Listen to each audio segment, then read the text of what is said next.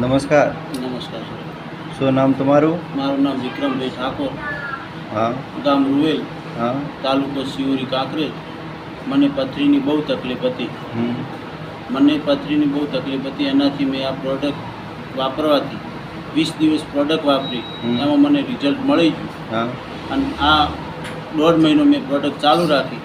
ફૂલ result મળવાથી મને પ્રકાશભાઈ વાવ બરોબર. એમણે મને આ દવાનો કોન્ટેક કરાયો, વાવ રામજીભાઈનો. રામજીભાઈ. અને આ રામજીભાઈએ મને આ દવા આપી.